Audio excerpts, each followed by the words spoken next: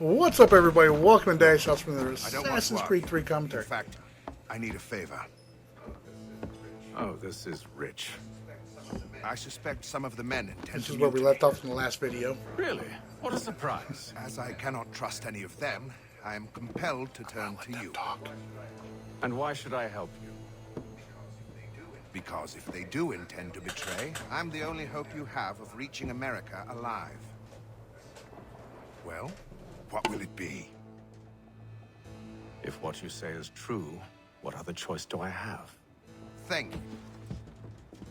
But let me be clear. Should you ever dare to insult or threaten me again, I'll not hesitate but to cut off your head myself. Are we understood? Excellent.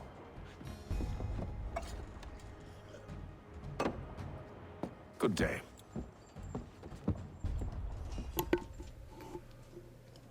So snarky. They're both so snarky towards each other. This is still sequence 1 we're working on here. We're trying to get the full synchronization. Like I said in my previous videos, I'm doing full synchronization just for all the instance sequences. Hello, sir. Do you expect we'll have a pleasant crossing? It is a quiet time of year, though rogue storms and troubled waters are not unheard of. But no need to fret. At worst, they'll prove an inconvenience. I'm more concerned about pirates and rogue privateers. Have you encountered them before? Aye. But the Providence is a strong ship, and her crew well trained. They will surely keep us safe. As I said in the previous video, there's random conversations you can have in between your missionaries and everything like that. Some of them have some interesting info they provide. There's some very interesting conversations you end up having, as you'll see here later on in an upcoming video. I have a very interesting conversation with a very prominent historical figure that really cracked me up listening to it.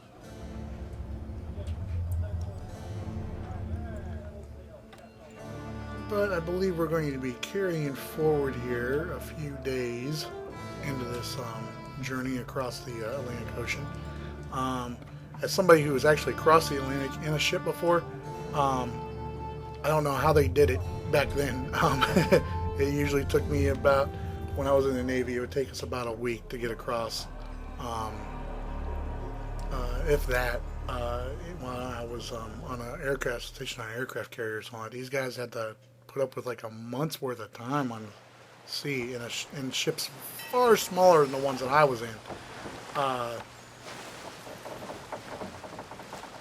And even an aircraft carrier would rock around a bit.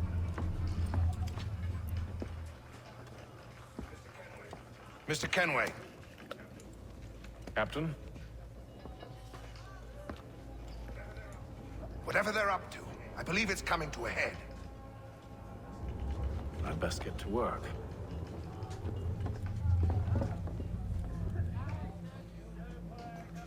But yeah, I mean, even on the aircraft carrier, you would pitch and roll a little bit out there in the ocean, out there in the Atlantic, and the Pacific too. I've been out there.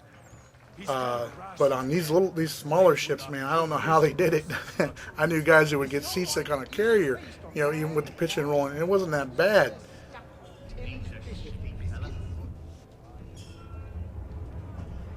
You looking for another fight? That it? Go away. But on these things here, the frigates and battleships and the cruisers they had back then, I don't know how they did it. Any of the guys I know that get seasick, they would get seasick on a carrier and would be dying. Quite the basting you gave Graves and Quill. Wasn't by choice. Aye. Blockheads, the both of them. Where are my manners? Louis Mills. Pleased to meet you. Atham Kenway.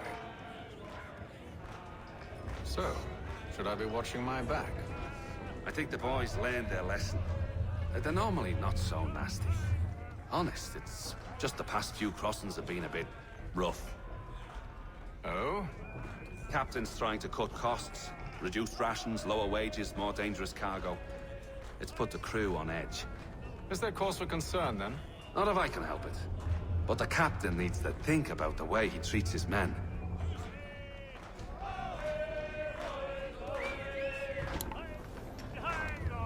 And back when discipline was a lot harsher than it is now in the Navy or on ships.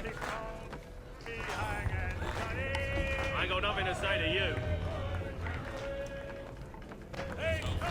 Discipline back then used to be brutal. Now the worst thing you can do to somebody, especially in the Navy, is give them bread and water for 3 days, put them in the brig. You there. I have some questions for you. That's nice, but I ain't got time to gossip. Probably wouldn't have anything useful to share anyway. You want information? Try the cook or the doctor. Everyone's always chatting them up.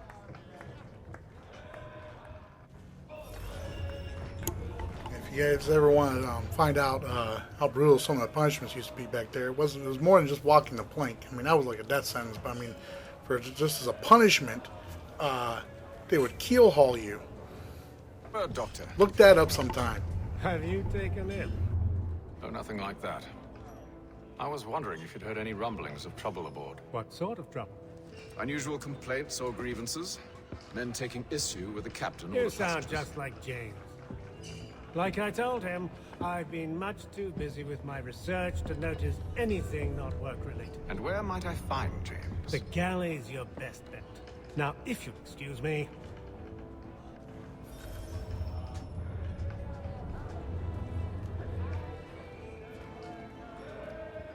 So now we definitely know who we need to talk to. We need to go speak with James.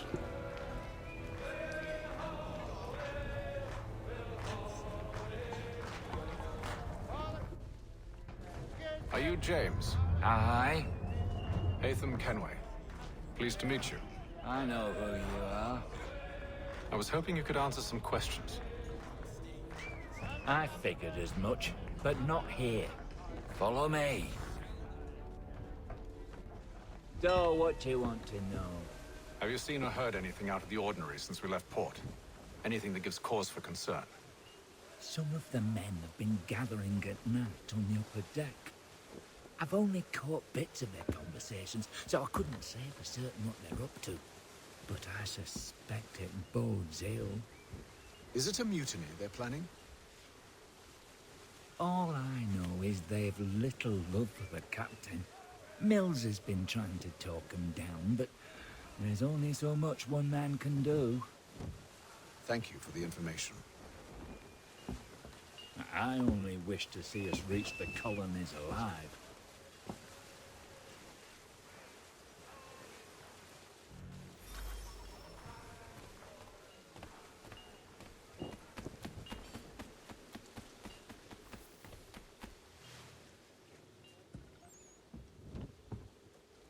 Evening, sir.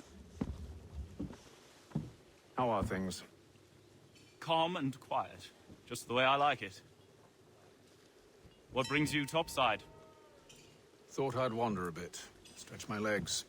That's all. Take care where you tread. The deck hides all manner of danger in the dark. What was that? Someone's throwing cargo overboard. But why?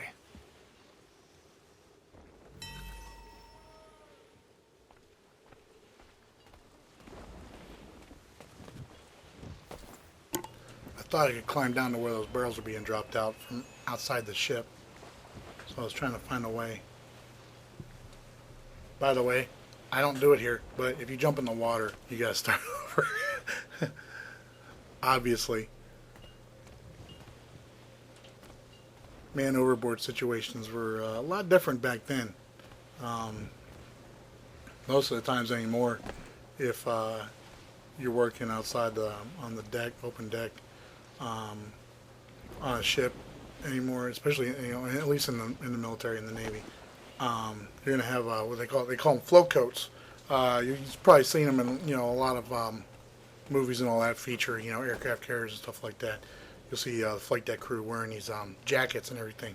They've got inflatable little jackets in there. Now some of them you can either, pull on a tab and all that, and it's got little nitrogen canisters in there. It'll inflate the jacket for you.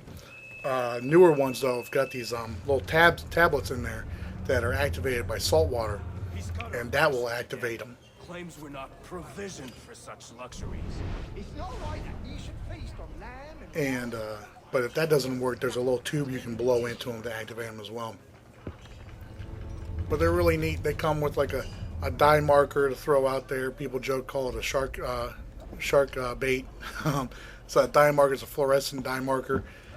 You can throw out so they can spot you at night.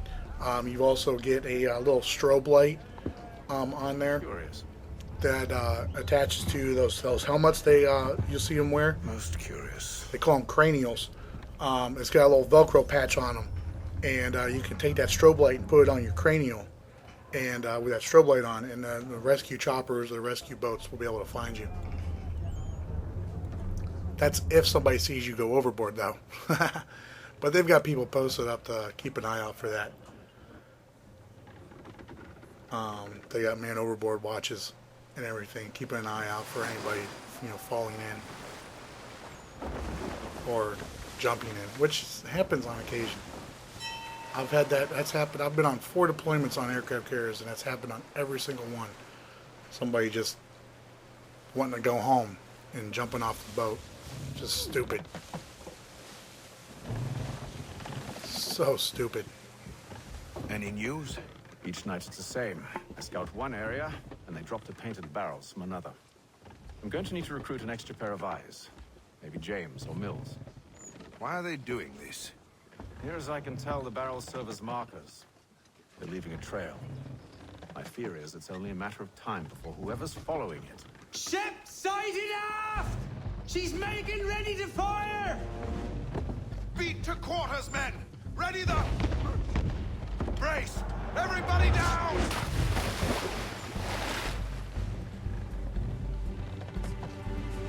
A warning shot! Seems they don't mean to sink us, but board us instead! Man the cannons! Make ready to fight! I want you below decks! Why? Let me help you secure the ship. Do you know how to rig a sail? To load a cannon? To wage war at sea? I didn't think so. Now return to your cabin. Or do I need to have you escorted? Their lips aren't moving.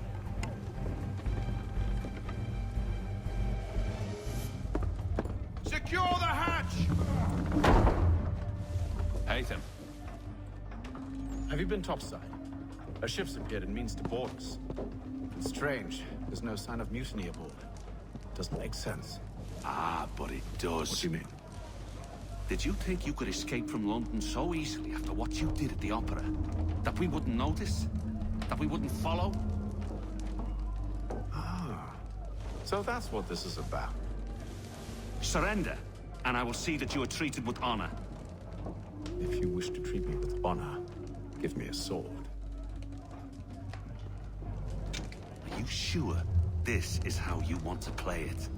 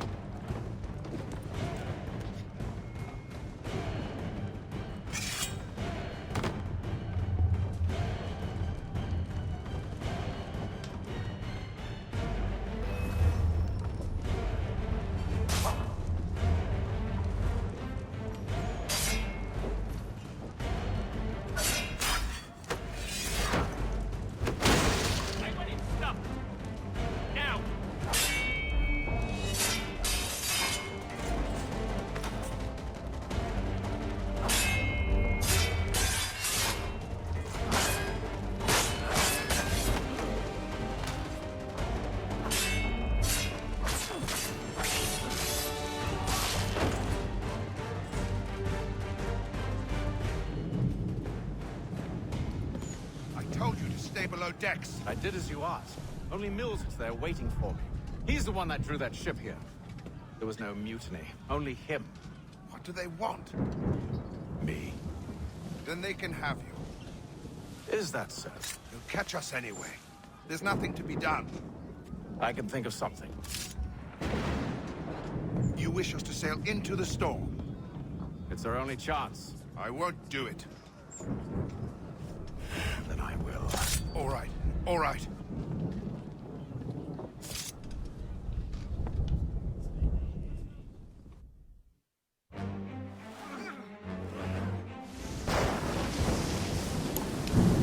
Sailing in the storm is always a bad idea. I mean, even today, even on an aircraft carrier, they go to great lengths to avoid storms with heavy seas and everything. We need those ropes secured! I mean, you think about it, especially on an aircraft carrier. I'll fix your sail for On an aircraft carrier, you've got, aircraft jets on there worth like $40 million a piece. So, avoiding a storm to where, you can possibly damage one of those things, is usually a good idea. That being said, though, I have been in a couple of bad storms on an aircraft carrier.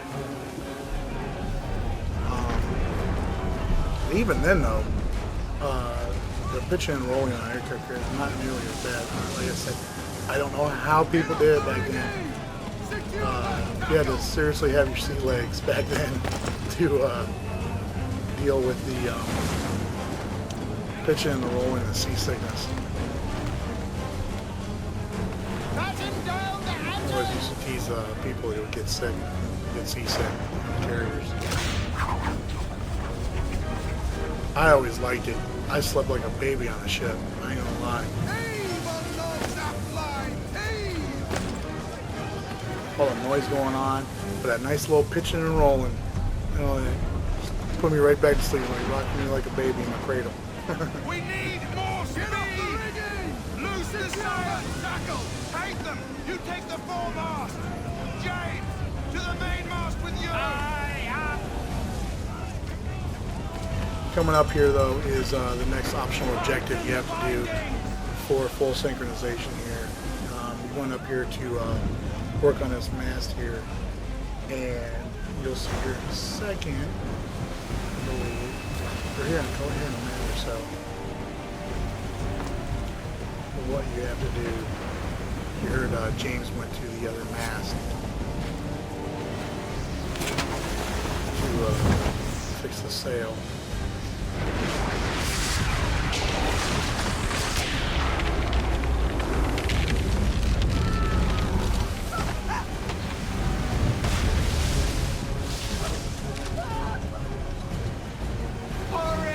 You have to save him in 40 seconds.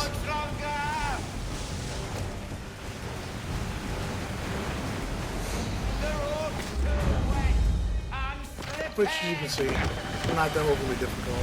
Just hurry up and free run up there. Thank you.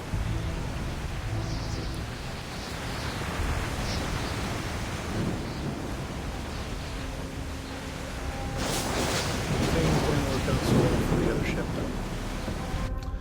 But that's going to be it for this video. Let me know what you guys think in the comments below. If you liked the video, please do so by giving it a thumbs up. If you haven't done so already, please subscribe. I appreciate it. Let me know what else you guys want to see here. Like I said, I'm doing full synchronization for all of the sequences here. I'm not really going to touch on the side missions too much or anything like that, unless you guys want to see that stuff. Alright, until next time, though, you guys all take care. Bye.